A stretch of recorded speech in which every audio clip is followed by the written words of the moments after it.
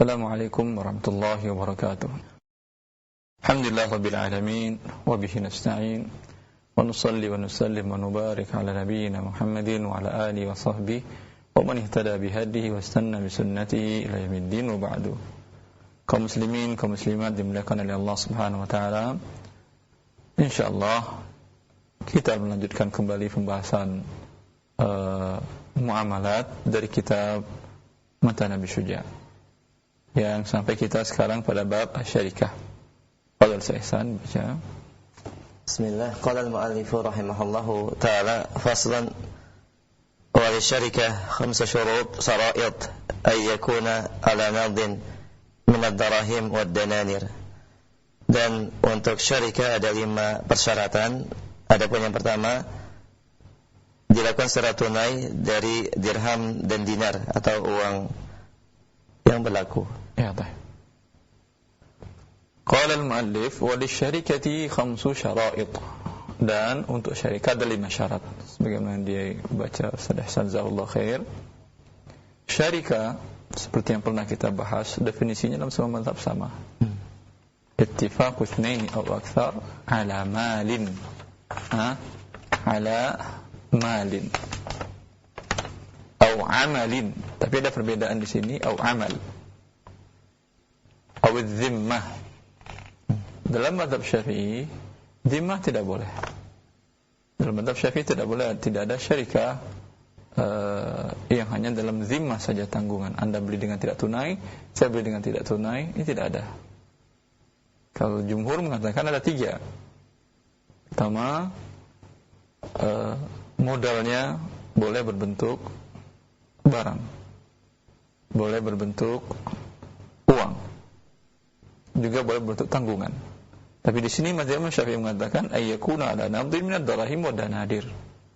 Dalam mazhab Syafi'i persyaratan modal yang diserahkan oleh 2 orang bersyirikat haruslah mata uang tunai di daerah itu, mata uang yang berlaku.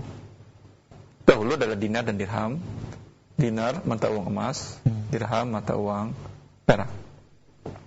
Dinar mata uang emas dengan kisaran karat 19 sampai 21, ya, karena ditemukan beberapa dinar masa dahulu disimpan di beberapa museum, karatnya sekitar segitu.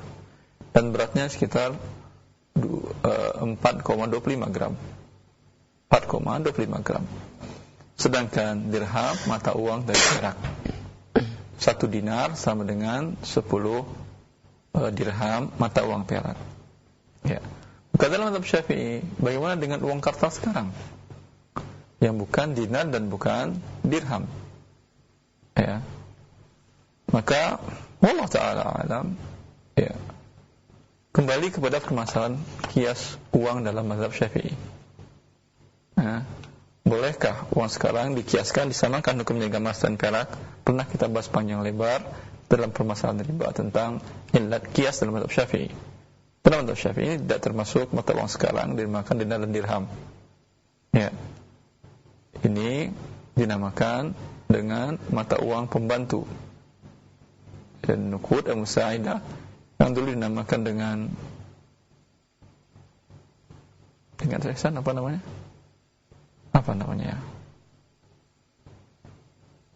Lupa saya namanya. Mata uang pembantu yang terbuat dari, bukan dari emas dan perak, tetapi terbuat dari aluminium atau nikel atau yang perak, atau pokok penting-penting bukan dari emas dan perak. Ya. Fadhal Syaitan. Baik.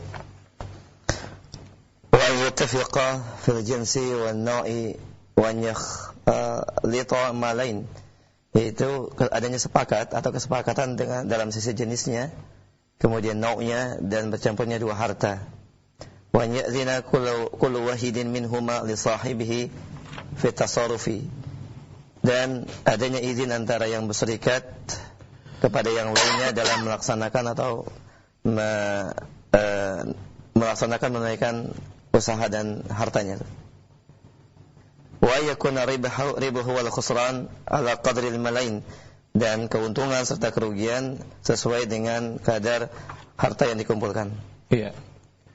Persyaratan yang kedua dalam mazhab Imam Syafi'i untuk syarikah, untuk penggabungan usaha modal, wa yattafiqa fil jinsi wan naw'i, dan adalah mereka berdua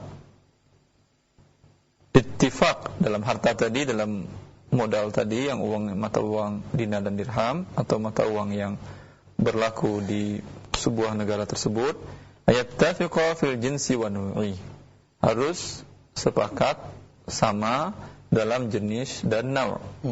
Jenis lebih luas daripada naw', naw' lebih kecil. Ya. Sekarang setiap mata uang adalah mata uang tersendiri. Ya, mata uang tersendiri. Maka dalam mazhab Syafi'i tidak dibolehkan A menyerahkan modal rupiah, B menyerahkan modal dolar. Harus sama-sama rupiah, harus sama-sama dolar. Ya. Ini dimaksudkan dalam mazhab Syafi'i karena nanti ketika pembagian keuntungan bagaimana? Kan otomatis A dengan rupiah, B dengan dolar, kemudian mereka melakukan usaha jual beli barang. Bagaimana menentukan porsi masing-masing? Tapi wallahu ta'ala alam, ini pendapat yang marjuh, pendapat Syafi'i yang mensyaratkan hanya dinar dan dirham saja, dan hanya satu. Jumhur tidak mensyaratkan demikian. Bahkan kita pernah mengatakan, menjelaskan bahwa jumhur para ulama membolehkan sekalipun modalnya berbentuk barang. Tetapi ketika disatukan, dinilai. A umpamanya modalnya adalah tanah, B modalnya rupiah. Ya. Lalu mereka menyatukan usaha ini dan membuat sebuah usaha jual beli tanah umpamanya. Maka dinilai barang atau modal si yang membuat tanah tadi. Pada saat dijadikan modal digabung, bersyarikat bergabung, berapa nilainya? Dinilai, dia umpamanya pada waktu itu umpamanya 100 juta, berarti modalnya 100 juta. Si B bawa modal umpamanya 50, berarti 1:2. Si B 50 juta, si A 100 juta. Kemudian mereka jual beli tanah. Jual beli tanah. Nanti di akhir dihitung. Tidak bisa si A yang menyerahkan tanah sebagai modalnya, tanah saya dulu harganya 100, waktu dijual 100 juta, tapi sekarang nilainya 200 juta. Padahal sudah untung sebetulnya 100 juta, umpamanya sudah untung sekitar 50 juta. Berarti dia 200, 150.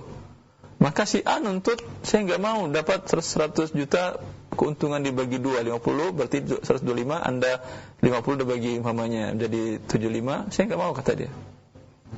Sekarang nilai tanah saya 200 juta, tidak boleh. Ya, tidak boleh. Ya. Persyaratan selanjutnya, wa ayyakhlita al-malaini, dan mereka menggabungkan dua harta. Ya, setelah dinilai tanah tadi jadi uang, ya, dengan uang, kemudian jual beli tanah atau jual beli yang lainnya, ya, harta mereka digabungkan. Tidak bisa dia misalkan ini harta saya, ketika rugi kamu aja yang rugi. Ya. Walhasil para ulama menetapkan persyaratan ini berdasarkan kaidah umum, kaidah gharar dan riba. Karena akan terjadi gharar kalau umpamanya mereka tidak menggabungkan hartanya, dan tidak terjadi juga syarikah. Wa ayyadhana kullu wahidin minhuma li sahibihi fi tasarruf. Persyaratan yang ketiga, bahwa masing-masing mengizinkan kepada teman syarikahnya, teman syarikah atau teman syarikahnya untuk melakukan pengembangan harta dengan cara berjual beli atau cara lainnya. Persyaratan selanjutnya yang keempat, wa yakuna ar-ribhu wal khusranu ala qadri al-malaini, dan bahwa adalah keuntungan dan kerugian berdasarkan ukuran harta masing-masing, porsi harta masing-masing. Kalau kita katakan bahwa A membawa harta 100 juta dinilai tanahnya tadi, atau memang uang tunai diberikan 100 juta, B 50 juta, berarti 1:2. Maka keuntungan dan kerugian asalnya harus berdasarkan hal tersebut. Andai untung 60 juta, dari 150 modal mereka menjadi 210. Untuk yang modal 100 juta berarti berapa, Ustaz? 40 ya. 40. Yang modal 50 juta berarti untuk dia 20. Ini untuk keuntungan. Tetapi boleh sebetulnya berdasarkan kesepakatan. Artinya umpamanya dia melihat si modal yang kecil lebih banyak kerja, sehingga dia mengatakan keuntungan untukmu 60, buat saya 40, atau buat Anda 70, saya 30. 30 dari seluruh keuntungan. Untung umpamanya 70 juta atau 100 juta, maka untuk yang mengelola umpamanya 70 juta, untuk yang modalnya saja walaupun modal lebih besar 30 juta. Ya. Boleh berdasarkan kesepakatan, tapi keuntungan kerugian harus berdasarkan porsi modal. Tidak bisa yang modal kecil mengatakan saya mengelola, tapi kerugian kamu yang nanggung ya. Kamu yang nanggung. Walaupun setuju yang mengatakan modal besar, saya setuju. Kenapa ini dilarang dalam syariat? Karena ini mengandung unsur riba, di mana modal dari yang satu terjamin. Maka bentuk akadnya berubah menjadi pinjaman, dan dia tidak menanggung kerugian. Wallahu ta'ala a'lam. Wa likulli wahidin minhuma fashuha mata sya'. Kemudian bagi setiap salah seorang dari keduanya, dua orang bersyikah terlebih, boleh membatalkan akadnya kapan saja. Ini dalam mazhab Syafi'i, karena akad syarikat dalam mazhab Syafi'i berarti akad yang tidak mengikat, akdun ghairul lazim. Jumhur mensyaratkan boleh kapan saja dengan syarat tidak merugikan keduanya atau salah satunya.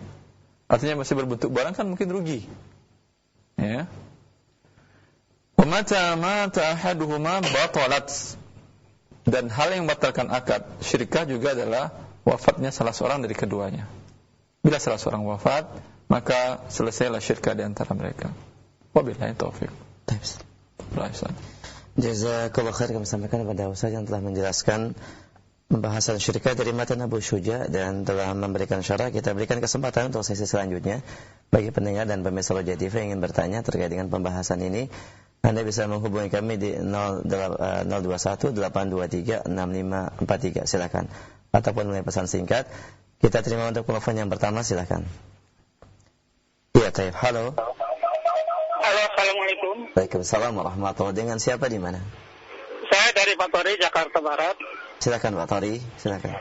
Iya, saya ingin tanyakan begini. Ada satu keluarga yang usahanya itu mengkreditkan pakaian di tempat-tempat maksiat gitu.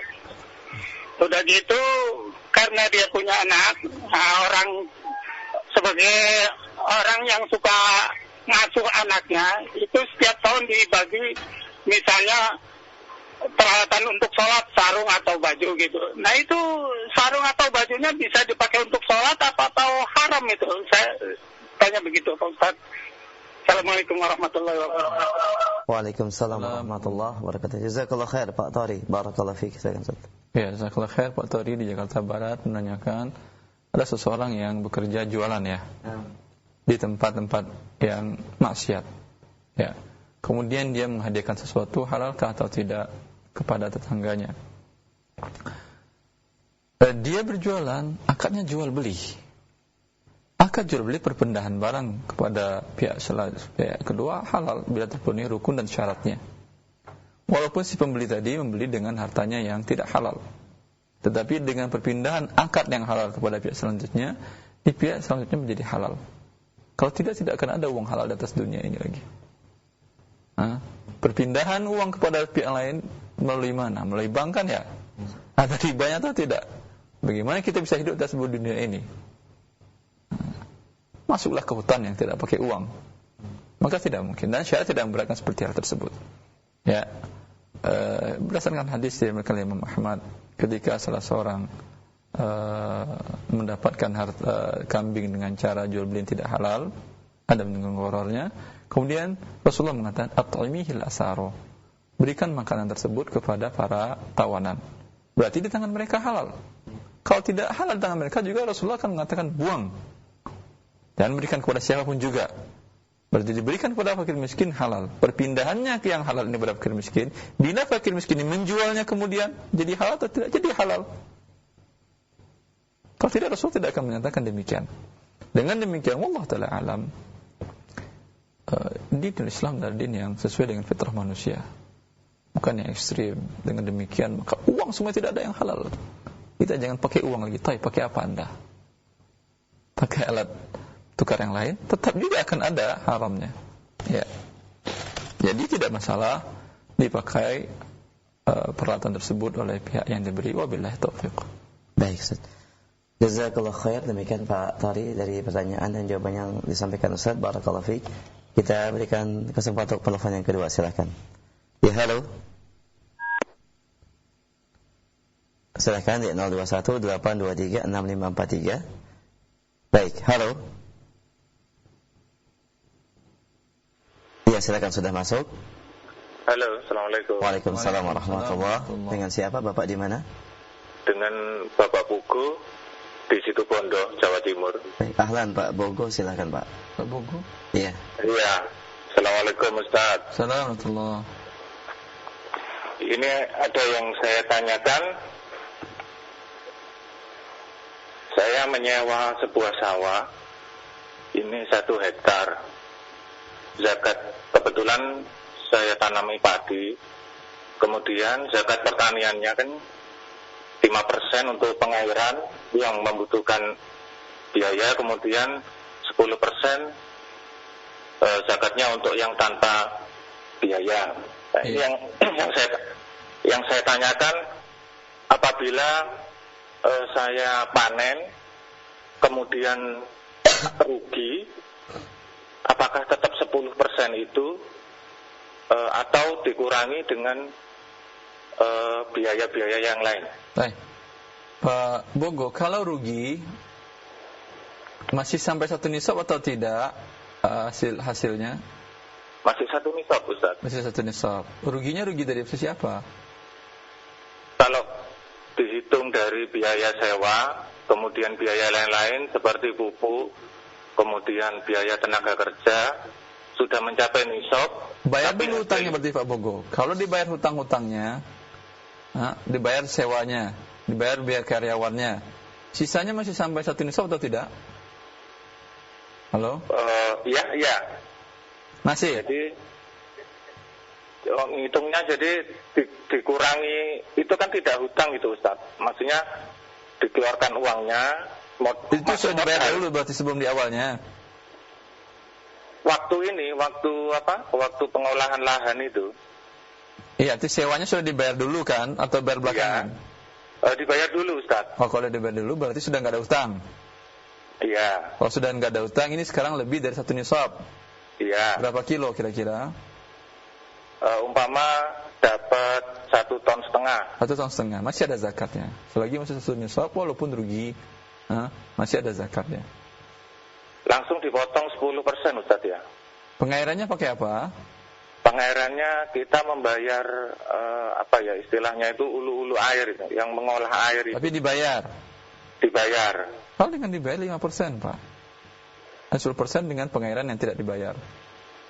Jadi kalau kita menggunakan tenaga istilahnya yang pengatur air itu, berarti dipotong 5% Ustaz. Iya, diberikan zakatnya.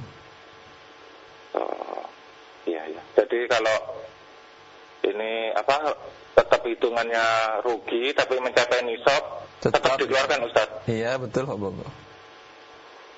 Cukup Pak Bogo? Cukup. Baik. Jazakallahu khair. Waalaikumsalam. Assalamualaikum. Dan yakinlah dengan berzakat, pasti Allah kembangkan harta Anda.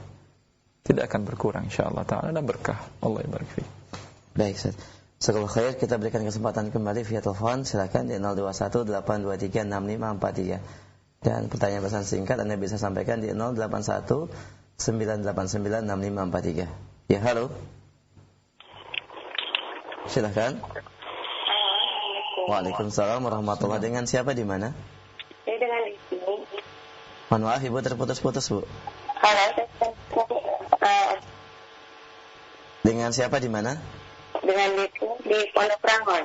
Silakan Ibu di Pondok Rangon. Ya, saya mau tanya, saya kan ada pembiayaan KPR Ustaz.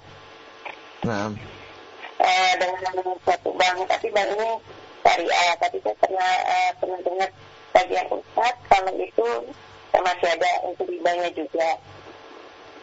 Nah, pertanyaan saya, kalau saya niatin jual rumah ini, jual KPR ini dan menutupi KPR yang lain, tapi nanti ada sisa uangnya, terus saya ingin hutang lagi dengan cara KPR. Nah, itu gimana ya Ustaz?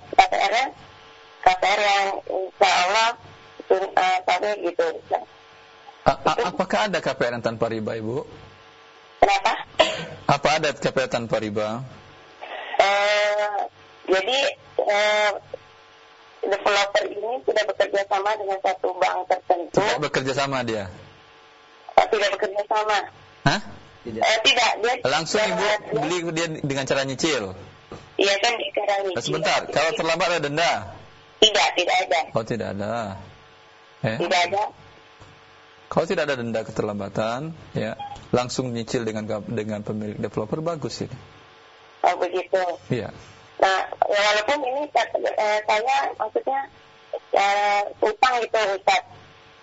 Apa? Utang lagi, padahal kemarin kan saya rencananya ingin tidak ada utang lagi seperti itu, tapi saya perlu rumah gitu. Gak apa-apa utang lagi, tapi ini utang yang syar'i. Yang tadi tutup utang ribanya, jual rumahnya, tutup utang di bank, kemudian ambil lagi satu lagi, nggak ada masalah. Seperti itu. Tanpa riba, iya. Mengenai satu lagi Ustaz, di perusahaan suami saya itu ada pinjaman untuk karyawan, tidak ada potongan sama sekali, dan hanya potong gaji, tidak ada bunga tidak ada bunga pertambahan, tidak ada. Tetapi kalau misalnya suami resign, itu ada uang pengembalian dan tambahannya. Itu bagaimana Ustaz? Tambahan maksudnya apa Ibu? Dikembalikan harus berlebih? Iya, riba namanya Ibu. Oh gitu ya. Iya.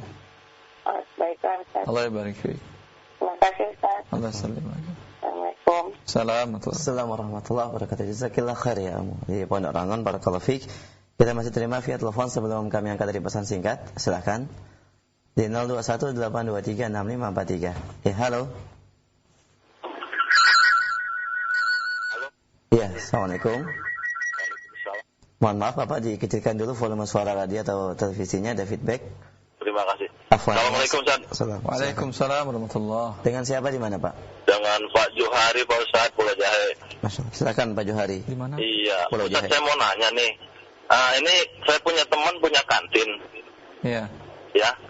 Dia mau saya mau ikut saham umpama 15 juta satu kantin. Ya. Nah, ini Ustaz saya langsung dibayar ini Ustaz. Bulanannya gitu Ustaz. Jadi kayak sistem bank gitu Ustaz. Gimana Ustaz itu? Angkanya gimana Ustaz? Sebentar Pak Johari. Antum ikut saham dalam usaha kantin dia. Iya. Ya, kemudian langsung dikembalikannya uang dengan cicilan. Iya. Dikembalikannya 15 juta atau lebih? Ya lebih Ustaz diuntungkan Mas. Dia bilang, ini untungnya segini Pak tiap bulan Bapak gitu. Iya, padahal usahanya belum tentu untung kan? Iya Ustaz. Riba namanya, nggak boleh. Riba Ustaz. Iya. Nah ini supaya tidak menjadi riba, akadnya gimana Ustaz caranya? Saya serahkan uang 15 juta. Iya. Jadi Anda bertambah modalnya. Nanti setiap 3 bulan kita hitung berapa keuntungan. Buat saya sekian persen, buat Anda sekian persen. Iya. Kerugian juga demikian. Harus sebesar persentase dari modal saya. Modal saya 50, modal dia 50, saya nanggung rugi 50%. Iya. Tapi kalau nanti ya udah saya setuju. Kemudian setelah bagi hasil beberapa kali, pada kali ke-10 umpamanya rugi. Lalu kata dia, saya masih punya usaha lain. Enggak apa-apa, Anda kerugian Anda ini saya tanggung, modal Anda saya kembalikan penuh. Nah, ini enggak masalah, tetapi nanti bukan dari awal. Kalau di awal dia mengatakan modal Anda tidak akan mengalami kerugian dan terus diberikan uang bagi hasilnya, maka ini adalah bagi hasil riba. Wabillahi taufiq. Iya, terima kasih Ustaz. Allah barik fiik Pak Johari. Assalamualaikum warahmatullahi wabarakatuh. Jazakallah khair Pak Johari. Barakallahu fiik. Kita angkat pertanyaan pesan singkat saja. Fadhal. Ada beberapa penanya yang menyampaikan sesuai dengan pembahasan. Assalamualaikum warahmatullahi wabarakatuh. Bagaimanakah praktek yang sekarang ini berlangsung tentang syirkah di lembaga-lembaga konvensional? Apakah sesuai dengan syar'i? Syirkah di lembaga konvensional. Wallahu ta'ala alam. Sebaiknya bertanya kasusnya begini bagaimana solusinya. Kalau secara garis besar, saya jawab juga garis besar nanti tidak terlalu banyak manfaatnya. Nah, Ustaz. Baik, barakallahu fiik. Kita angkat kembali pertanyaan dari pesan singkat dari pendengar kita di Balikpapan. Apakah zakat pertanian juga berlaku dalam bab zakat perikanan, Ustaz? Sebagian Allah barik fiik.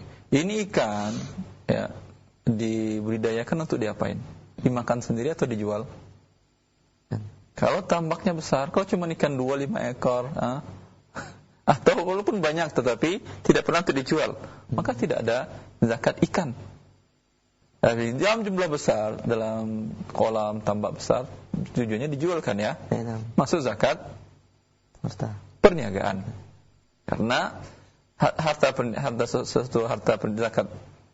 perniagaan, aset yang dikenakan zakat perniagaan dengan 2 syarat. Pertama, diniatkan untuk dijual, kemudian sudah mulai dijual.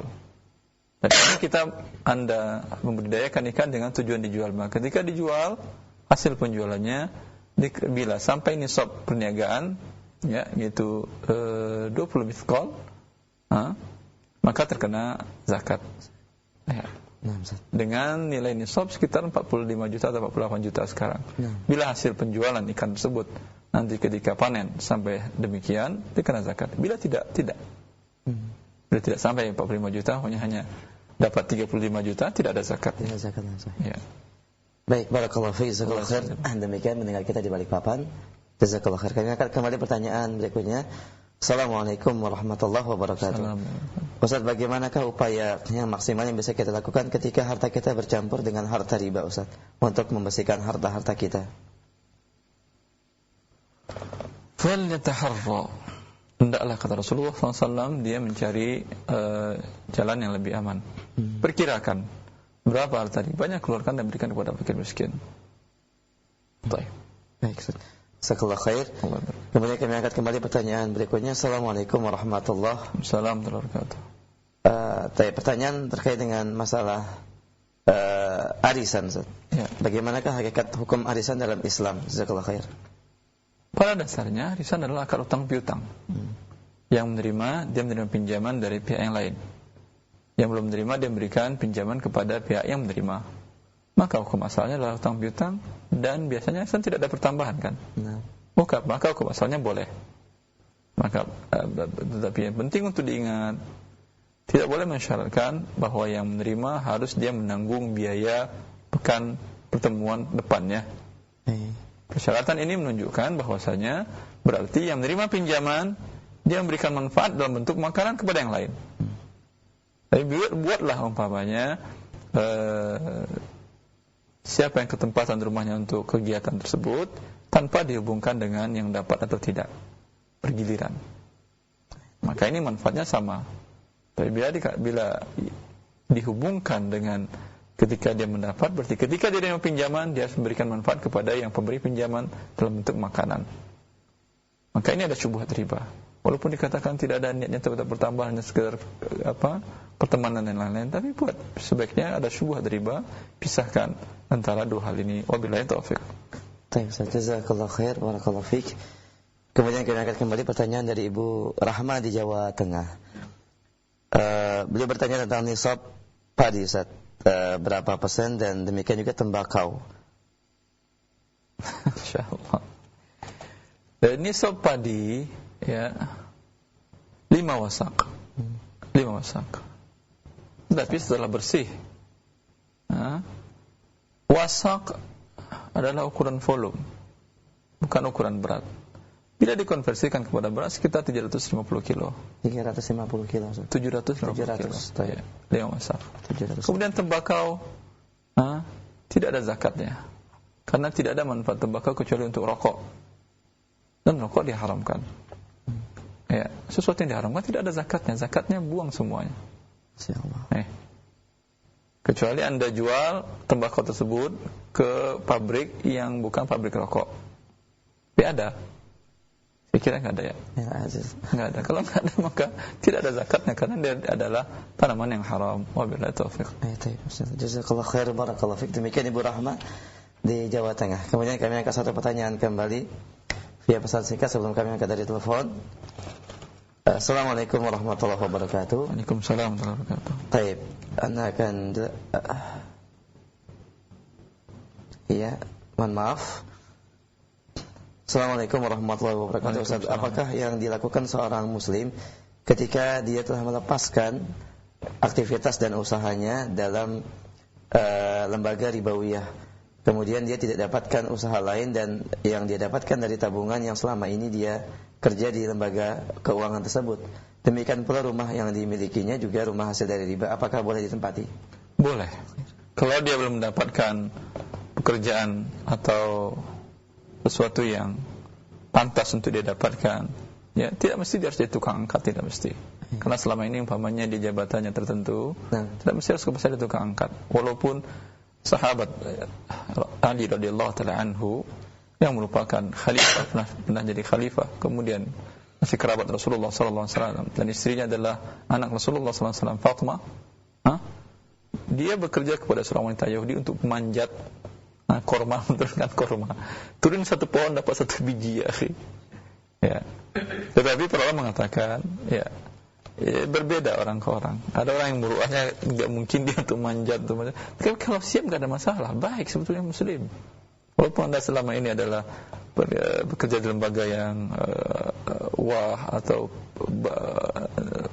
bagus begitu, kemudian keluar karena takut taat kepada Allah Subhanahu wa taala, tidak masalah menawarkan jasa angkat atau jasa lain, jasa yang semua orang bisa melakukan untuk mendapatkan yang halal. Tapi sebagian ulama, jumhur ulama mengatakan tidak wajib. Tidak wajib dia menundukkan dirinya sampai dapat dia pekerjaan yang sesuai dengan muruah dia atau dengan wibawanya dia. Allah taala. Selama itu berarti masih boleh dia menggunakan fasilitas yang selama ini didapatkan dengan cara yang haram karena dia sekarang pakai miskin. Karena bila dijual rumahnya, dijual pakaiannya semuanya, enggak punya apa-apa dia. Sedangkan harta yang haram tadi boleh untuk fakir miskin. Kalau dia bertobat, rumah ini, kendaraan, pakaian semuanya diberikannya kepada fakir miskin. Begitu kan? Sekarang kalau dibuat semuanya dia enggak ada punya apa-apa. Fakir miskin dia, buat dia lebih penting. Baik. Akan tetapi dengan kebutuhan minimal. Baik. Jazakallahu khairan. Biasanya demikian. Akhi dan barakallahu fiik, semoga Allah memberikan kemudahan kepada antum. Kita berikan kesempatan via telepon kembali di 0218236543. Silakan. Baik, halo. Iya, sudah masuk. Halo. Iya. Halo, Assalamualaikum. Waalaikumsalam warahmatullahi. Dengan siapa di mana Bapak? Dengan Bapak Suryono dari Kerinci, Pak. Di mana, Pak? Kerinci Jambi. Di Kerinci. Silakan Pak Surono. Ya, Assalamualaikum Ustaz. Assalamualaikum warahmatullahi wabarakatuh, Pak Surono. Ya, kami yang dari daerah Sayur Kerinci, Pak. Masya Allah Pak. Kami mau tanya masalah BPJS ini, Pak. Apa? BPJS. Masya Allah. Silakan, Pak. Ya, kami ada satu lembaga. Nah, di situ ada karyawan. Iya. Nah, terus kami sudah diberi satu sosialisasi dari BPJS daerah untuk mendaftarkan karyawannya. Ya. Dengan ketentuan paling lambat tanggal 1 Januari 2016 besok. Ya. Nah, bagaimana itu hukumnya Ustaz? Kita kan sudah tahu tentang keharamannya kan begitu. Ya. Ada subhatannya itu. Ya. Anda bekerja di perusahaan Pak Surono atau enggak? Kami bukan perusahaan tapi lembaga sosial, seperti pendidikan itu. Lembaga sosial. Kan diwajibkan oleh lembaga tersebut untuk karyawannya ikut BPJS, enggak? Iya, diwajibkan. Ya kalau diwajibkan apa boleh buat? Diwajibkan kan ya? Iya, Ustaz. Jadi diwajibkan dia tidak berdosa. Sama juga bayar asuransi setiap Anda naik angkutan umum. Pasti bayar asuransi. Mau tidak mau Anda bayar asuransi. Mau naik pesawat, mau naik bus, mau naik apa, pasti mau naik mikrolet segala macam, oplet dan lain-lain, pasti ada asuransinya itu. Jelas? Tapi karena terpaksa apa boleh buat? Insya Allah tidak berdosa. kami rubah ini begini Ustaz. Jadi setoran itu kan tidak kami ambil dari potongan gaji karyawan. Ya. Tapi kami hadiahkan, itu bagaimana Ustaz? Bagi mereka halal. Oh itu. Bagi ya lembaganya Ustaz. Bukan bagi lembaganya, bagi karyawannya halal karena dia tidak ikut dari uangnya, tapi dari tabarruk atau dari bantuan pihak lain. Boleh dia menggunakannya. Oh iya. Ya udah, terima kasih Ustaz. Allah barik fiik Pak Surana. Jazakallah khair Pak Surana di Kerinci. Taib, barakallahu fiik. Kita angkat kembali pertanyaan berikutnya, masih di via telepon. Silakan di 021 823 6543. Ya, halo. Silakan, sudah masuk.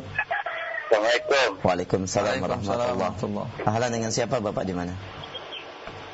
Waalaikumsalam Ustaz, saya mau nanya Ustaz. Dengan siapa Bapak di mana? Dari Abu Ahmad di Cikarang. Abu Ahmad, silakan. Abu Ahmad. Saya mau nanya itu Ustaz, kalau misalkan kita menanam modal ya sekitar 30 juta. Masya Allah. Nah, kita 10 juta dari saya, 20 juta dari teman. Iya. Nah, yang mengelola Ustadz itu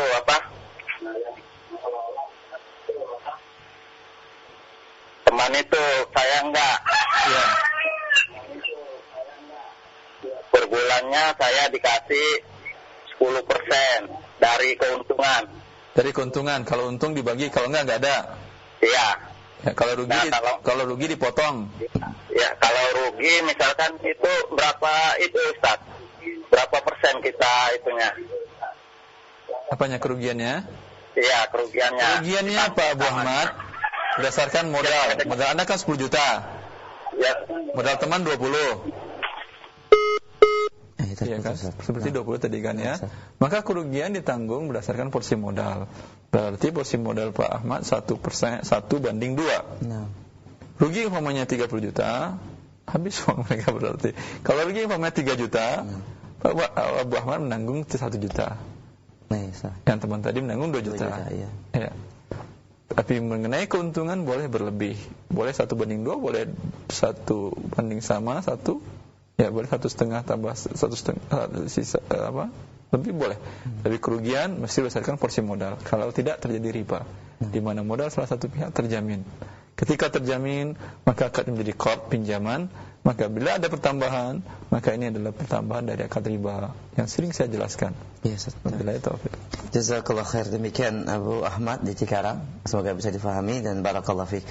Kita angkat kembali pertanyaan berikutnya. Masih di via telepon, silahkan di 021 823 6543.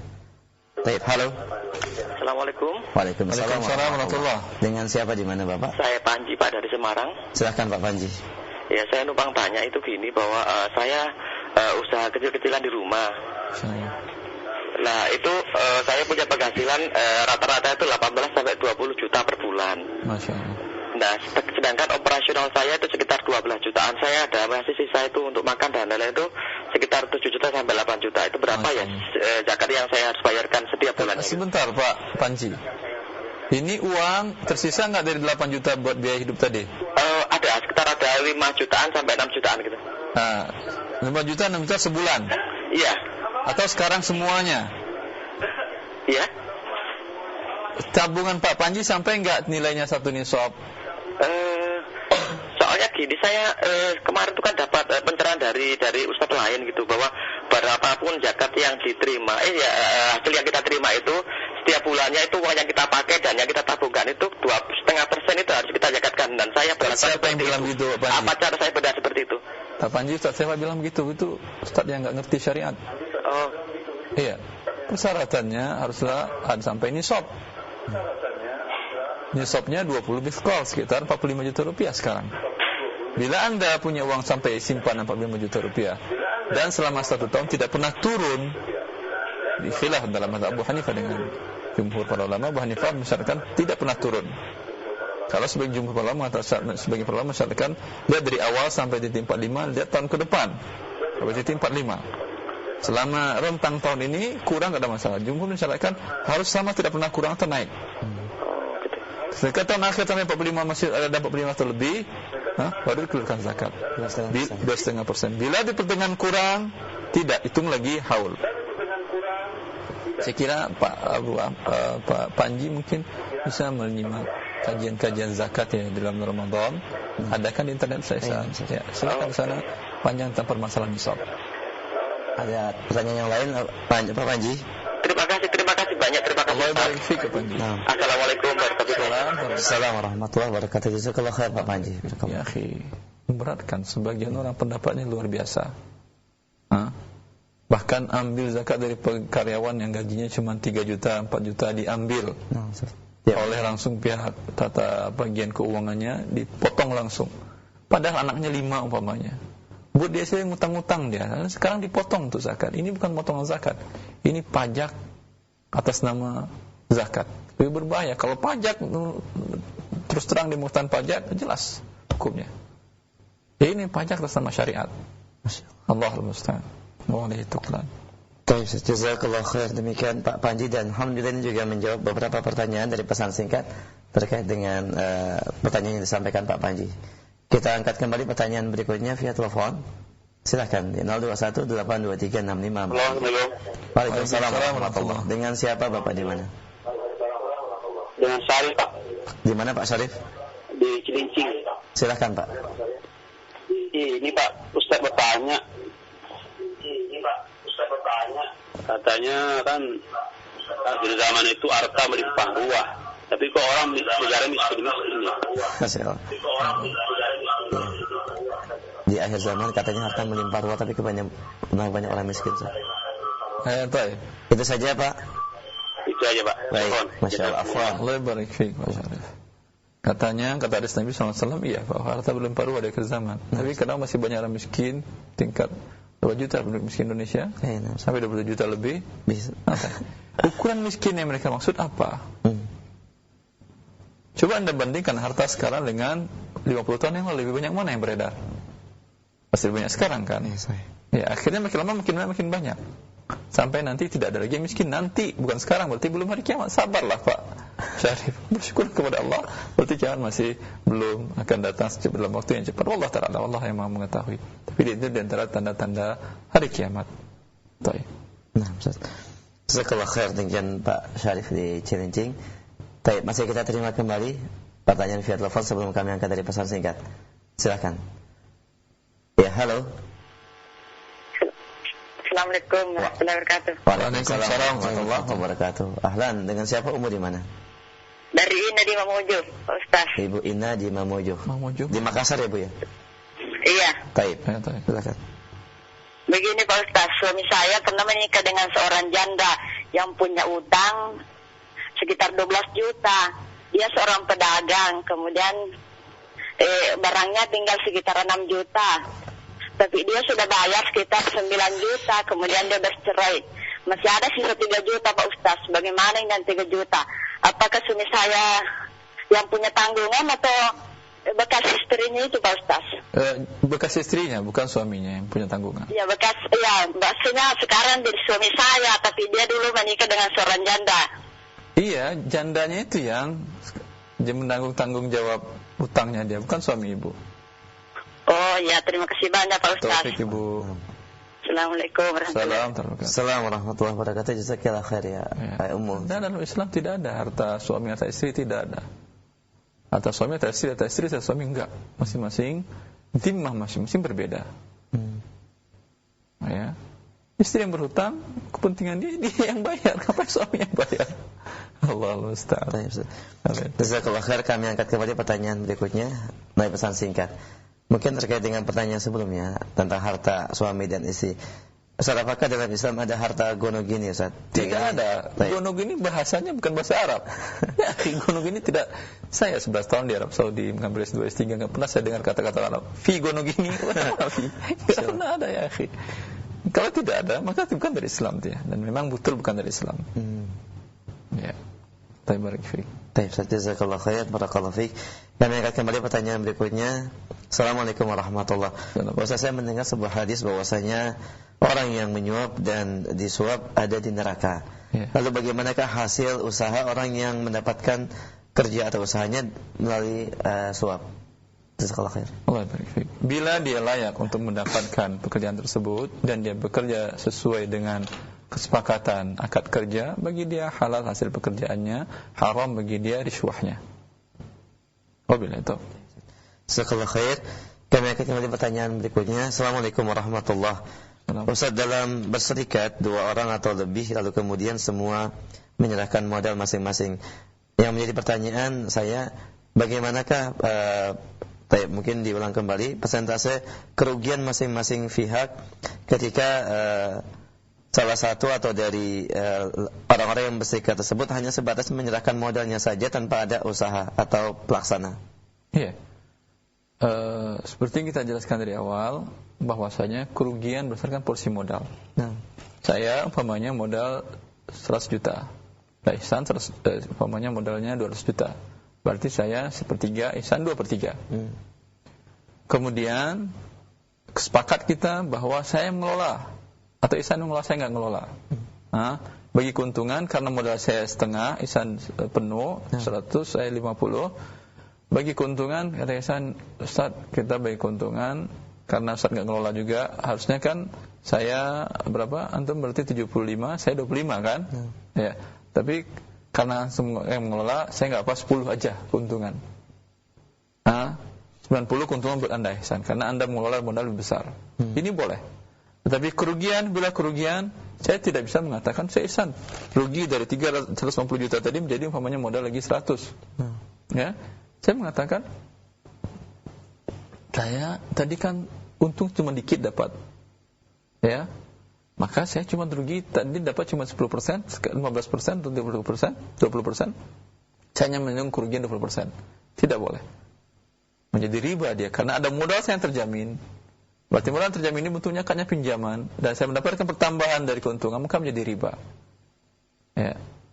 Wabillahi taufiq. Jazakallahu khair, barakallahu fiik. Kami angkat kembali pertanyaan berikutnya via pesan singkat. Assalamualaikum warahmatullahi wabarakatuh. Assalamualaikum warahmatullahi wabarakatuh. Saat pihak A bekerjasama dengan pihak B dalam sebuah proyek dan pihak A menyerahkan modal yang ternyata belakangan diketahui dia meminjam di sebuah lembaga konvensional. Kemudian pihak B yang menawarkan proyek tersebut ternyata juga mendapat musibah, yaitu tertipu karena proyek yang ditawarkannya ada proyek fiktif. Pihak A menuntut untuk pengembalian semua modal yang diberikan dari hasil pinjaman bank itu kepada pihak B, maka pihak B pun bersusah payah untuk mengembalikan pinjaman dari pihak A itu ke lembaga keuangan tersebut. Apakah ini hukumnya sesuai dengan syariat? Tidak, dari awal sampai Z tidak sesuai syariat ini. Masya Allah. Pertama, bila dia tahu bahwasanya teman syirkahnya mendapatkan modal dengan cara riba, hendaknya jangan diterima dari awal. Karena Allah mengatakan yamhaqullahu riba wa yurbis sadaqat. Allah hancurkan riba. Dan jangan-jangan kehancuran usaha teman Anda karena teman Anda minjam dengan cara riba. Anda mengatakan Anda diam. Allah mengatakan yamhaq. Allah hancurkan, Allah ratakan, mahaq rata. Masyaallah. Ya, pohon yamhaq artinya rata, habis. Jangan-jangan karena teman Anda ini. Dari awal hendaknya Anda nasihati. Mari kita bersyirkah kerjasama, tetapi jangan pakai modal yang riba. Karena modal riba yang sedikit tadi menghancurkan usaha saya. Laqad sekarang sudah terjadi. Apa boleh buat? Ya, maka tidak ada kewajiban Anda mengembalikan pinjaman dia. Kewajiban Anda sekarang apa yang tersisa dibagi sesuai dengan modal porsi modal masing-masing. Kalau Anda ingin mensedekahkan, kasihan lihat dia yang terlibat ingin mensedekahkan sisa uang Anda tadi, silahkan. Wabillahi taufiq. Jazakallahu khair, barakallahu fiik. Kami angkat kembali pertanyaan berikutnya. Assalamualaikum warahmatullahi wabarakatuh. Ya, baik. Saya dari Umiri dari Padang, Sumatera Barat. Umirida. Nah, kalau kita memasukkan modal dalam tambang emas, ya, kemudian dengan perjanjian bagi hasil Taib, hanya sebatas itu, Ustaz. Wah, saya saja pertanyaannya apa? Taib. Maaf, mungkin mau bisa diperjelas kembali pertanyaannya dan terpotong mungkin pesan singkatnya. Barakallahu fiik. Kami akan kembali pertanyaan berikutnya. Assalamualaikum warahmatullahi wabarakatuh. Saya bekerja di sebuah apotik dan ketika pasien atau orang yang sakit meminta obat resep dokter, kemudian dilebihkan nilai kwitansi dari apa yang tertulis di harganya, Ustaz. Apakah ini halal? Jazakallahu khair. Maksud pemerintah mewajibkan kepada setiap apotek yang menjual obat menuliskan harga, maksudnya agar masyarakat umum mendapatkan pelayanan kesehatan perobatan yang murah. Maka ketika itu tertera dan Anda lebihkan, Anda tidak taat kepada wali al-amr. Padahal Allah Subhanahu wa taala mengatakan atiullah wa atiur rasul ulil amri minkum. Taatlah kepada Allah, taatlah kepada wali al-amr. Kalau merasa Anda tidak untung dengan cara demikian, jangan jual. Jangan jual yang ada harga terteranya. Ya. Kalau susah sempit jadi bisnis, cari bisnis yang lain. Tetapi dengan menjualnya di atas harga yang telah tertera, jual belinya sah. Karena tidak ada persyaratan jual beli melebihkan dari harga yang tertera, tidak ada. Hanya saling dia redho, tetapi sekarang Anda berdosa karena tidak taat kepada wali al-amr, sehingga Allah mewajibkan Anda untuk taat kepada wali al-amr. Wabillahi taufiq. Jazakallahu khair, barakallahu fiik. Kita angkat kembali pertanyaan via telepon. Silakan di 0218236543. Baik. Halo. Waalaikumsalam warahmatullahi wabarakatuh. Dengan siapa Bapak di mana? Ini dengan Bapak Gatot di Condet, Pak. Pak Gatot di Condet, silakan Pak. Ya ini mau nanya Ustaz. Ya. Ini kan masalah pinjaman. Ya. Teman pinjam, ya saya sih, tapi dia kan bilangnya udah waktunya udah, istilahnya janjinya udah lebih. Nah, paham saya Pak Gatot. Teman pinjam uang ke Pak Gatot. Pinjam duit. Terus? Ya udah lebih waktunya lah. Saya kan sering itulah, dia nggak bisa ngasih. Sudah tempo waktu tidak bisa dikembalikan, Pak. Ya? Sudah datang tempo waktu pengembalian, beliau tidak bisa mengembalikan begitu? Nggak ada perjanjian. Cuman kan dia kan tidak ada perjanjian masalah waktu pengembaliannya, Pak? Ya? Tidak ada perjanjian waktu pengembaliannya begitu? Nggak ada, cuman dia yang pokoknya ya bilangnya cuman 6 bulan. Baik. Nah, terus dia itu nggak bisa, kalau saya minta nggak bisa terus. Dia bilang udah, ini sekarang ini aja lah, saya nggak bisa ngasih, ini kasih buat jajan aja lah. Kalau gitu hukumnya gimana kan? Saya kan nggak minta, cuma dia ngasih jajan gitu. Utangnya tetap tapi dia ngasih jajan ke Bapak. Ya? Utangnya tetap sekian juta, kemudian dia ngasih jajan ke Bapak, gitu? Ya, ini jangan buat jajan, buat beli rokok lah, sudah beli rokok, entah kalau sudah ada, saya kasih. Ya Pak Gatot, yang jajan yang diberikan dia tadi, potong dari hutangnya dia. Oh gitu ya? Kalau tidak jadi riba dia Pak Gatot. Oh gitu. Pamannya jajan diberi dia namanya 100.000 sehari, potong dari hutang dia. Berarti berkurang hutang dia sebanyak yang jajan yang diberikan dia. Oh, jadi tidak dikurangi, dipotong di duitnya itu tak ada? Iya. Tidak perlu Bapak sampaikan kepada dia. Nanti sampai pas waktunya selesai sudah jumlahnya bilang udah hutang Anda selesai. Kan perlu jajan kata dia. Iya itu jajan, itu bayar hutang. Kalau sekarang kalau Anda bayar lagi Anda bayar riba. Jelas Pak Gatot? Oh ya. Ya. Ya terima kasih Ustaz. Allah barik fiik. Assalamualaikum. Assalamualaikum warahmatullahi wabarakatuh. Jazakallahu khair Pak Gatot. Kita angkat kembali pertanyaan berikutnya, masih di via telepon, silakan. Ya, halo. Silakan, masih ada waktu. Ya, 0218236543. Halo. Assalamualaikum. Waalaikumsalam warahmatullahi wabarakatuh. Dengan siapa Bapak di mana? Ini saya Al dari Sumatera Barat, Pak. Bapak Al? Dari Sumatera Barat. Dari Sumatera Barat. Silakan, Pak. Ini mau nanya, Ustaz. Iya. Dulu saya kan kerja di leasing. Di mana? Kerja di leasing. Living, Ustaz. Living. Iya. Perusahaannya mana living gitu? Iya, kerja di leasing dulu, Ustaz. Ini lembaga perusahaan Bapak? Iya, perusahaan leasing Leasing. Atau leasing. Baik. Jadi waktu saya bekerja, saya kredit motor. Jadi saya bayar dengan gaji saya. Itu kurang lebih 1,5 tahun saya kredit, saya keluar, saya kerja di tempat yang baru. Iya. Jadi saya lunasi motor itu di tempat baru gitu. Jadi sekarang bagaimana status motor saya ini? Di perusahaan yang baru ini bukan leasing lagi kan ya, Pak? Oh, bukan, Pak. Alhamdulillah. Iya, taib. Motornya bagaimana? Ada lunas tapi? Oh, motornya lunasnya di perusahaan yang di tempat kerja yang baru, Pak. Ya, artinya udah lunas. Iya, udah lunas, Pak. Jadi nggak ada masalah. Bekerja di tempat leasing dan bekerja di tempat yang riba, yang haram. Alhamdulillah Anda telah keluar dari yang riba. Semoga Allah memaafkan dosa Anda selama ini. Wabillahi taufik. Jadi motornya nggak apa-apa, Ustaz. Halal, apa-apa. Iya, makasih, Ustaz. Jazakallahu khairan. Assalamualaikum. Salam terdekat. Jazakallahu khair. Waalaikumsalam warahmatullahi wabarakatuh. Baik, demikian Pak Al dan jazakallahu khair. Kita angkat kembali pertanyaan berikutnya via telepon di 0218236543. Ya, halo. Silakan. Halo. Halo, assalamualaikum Pak Ustaz. Waalaikumsalam warahmatullahi wabarakatuh. Ahlan, dengan siapa, Umu di mana? Pak Ustaz, saya punya masalah ini Pak. Mohon maaf, dengan siapa, Umu di mana? Umu Ami di Tasik. Silakan, Umu Ami. Ya. Pak Ustaz, saya dulu waktu kawin, suami saya punya anak laki-laki. Nah, terus dia meninggalkan harta rumah. Meninggalkan, suami meninggal, Ibu. Udah suami saya meninggal. Terus meninggalkan rumah. Apa? Hartanya rumah? Rumah, iya, hartanya. Iya.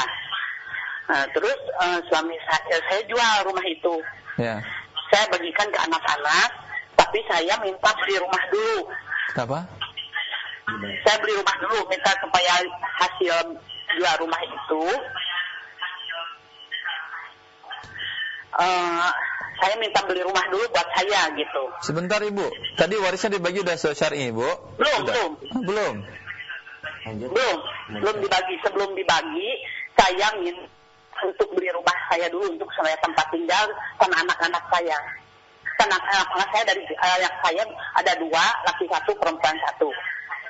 Yang dulu bawa suami saya itu anak laki-laki 1. Jadi berarti anak laki-laki semuanya berapa? 2. Perempuan 2. Terus? Jadi adik saya 1, bawaan dia 1. Iya, terus? Nah, terus sekarang itu anak udah mau memutuskan silaturahmi gitu. Gak pernah ada hubungan apa-apa dengan saya. Anak bawaan dari suami itu. Iya. Terus saya rencana sekarang rumah yang dulu saya beli itu mau saya jual. Iya. Gimana? Anak itu masih punya hak nggak? Masih, Ibu. Kan dia punya dibagi dulu, Ibu. Orang tua dia masih hidup atau tidak? Ya? Orang tua suami ketika suami wafat masih hidup? Nggak ada, udah nggak ada. Tidak ada. Dibagi hartanya, Ibu. Untuk Ibu 1/8. Halo? Ya, halo. Untuk Ibu 1/8. Untuk anak laki-laki, ini anak semua dari suami kan, yang bukan dari suami yang lain? Ya, enggak. Jadi dari suami itu. Semuanya? Ya, sisanya dibagi 6. Untuk laki-laki 2/6, 2/6. Untuk anak perempuan 1/6, 1/6. Kemudian setelah tahu bagian ini, maka sekarang ketika rumah itu dijual, berikan kepada anak itu haknya dia. 2/6 tadi. Biar dia sudah tidak ada kaitan yang udah memutuskan silaturahmi gitu kan. Sekarang silaturahmi itu apa? Jadi ditelepon susah, menghilang begitu. Iya, menghilang. Enggak tahu Ibu dia di mana dia ada. Enggak tahu. Ya simpan aja uangnya sampai suatu saat dia datang, berikan. Gitu ya. Syukran Ustaz. Allah barik fiik Bu Ami. Assalamualaikum warahmatullahi wabarakatuh. Jazakallahu khair Ibu Ami di Tasik. Baik, kita masih terima via telepon di 0218236543 di belakang Ibu Ami, silahkan. Baik, halo. Silahkan, sudah masuk.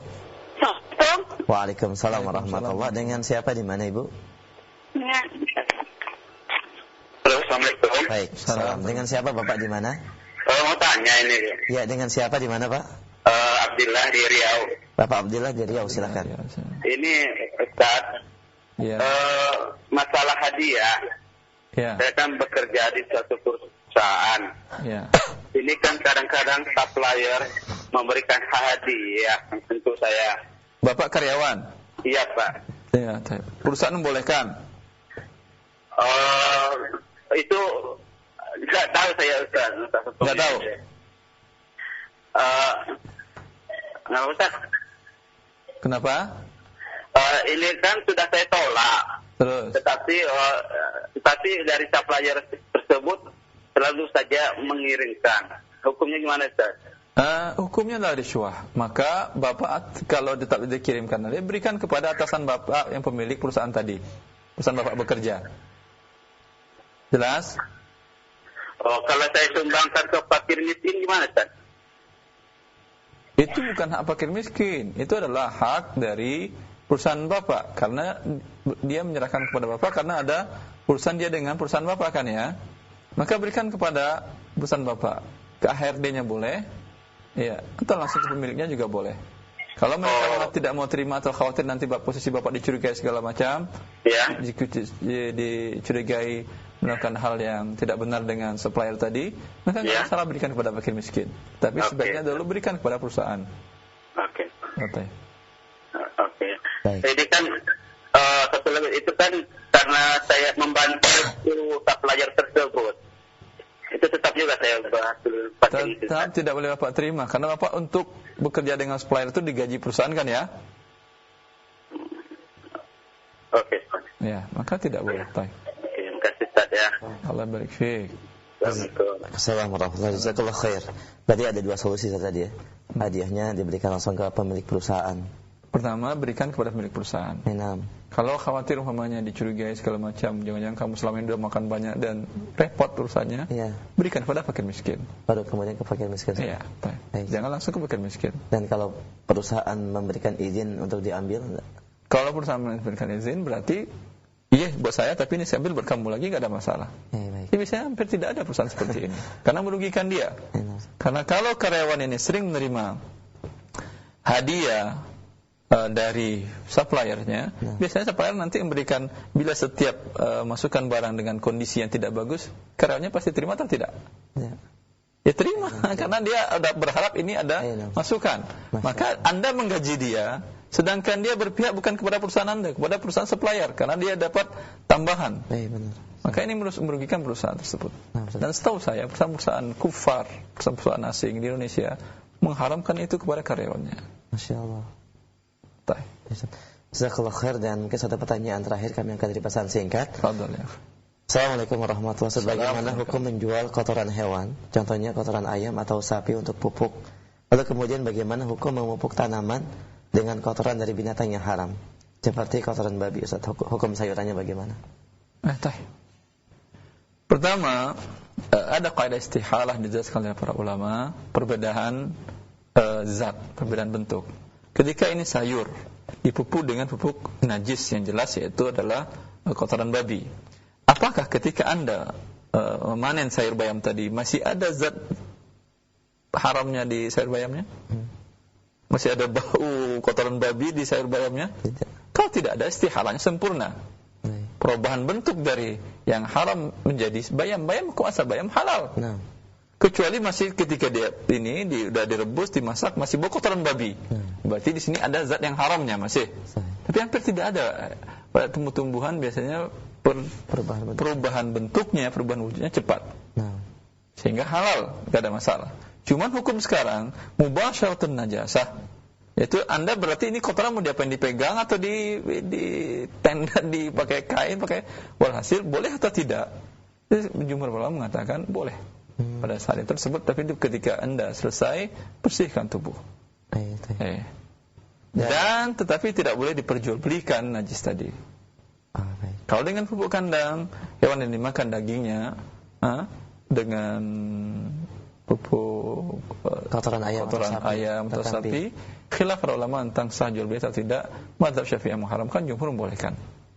Dan yang terkuat Allah Ta'ala boleh, berdasarkan hadis Uraniyin, di mana Rasulullah SAW mengizinkan para sahabat untuk menyuruh para sahabat yang terkena penyakit wabah di Madinah untuk minum air kencing unta. Kalau air kencing unta adalah najis, tentulah tidak boleh berobat walaupun dengan najis, karena ada hadis Rasulullah SAW, tadawu la tatadawu bi haram, berobat ada yang berobat dengan yang haram.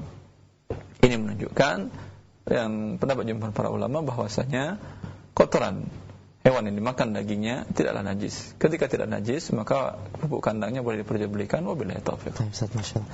Jazakumullah khair, barakallahu fiik. Demikian pendengar kita yang bertanya terkait dengan permasalahan ini, semoga mendapat pencerahan dan jazakallahu khair. Khitam Ustaz, mungkin silakan. Ya, semoga ini bermanfaat bagi kaum muslimin dan muslimat dan mereka kembali kepada syariat Allah Subhanahu wa taala sekalipun dalam permasalahan harta yang merupakan pokok dari kehidupan manusia, semoga bermanfaat. Wabillahi taufiq. Assalamualaikum warahmatullahi wabarakatuh.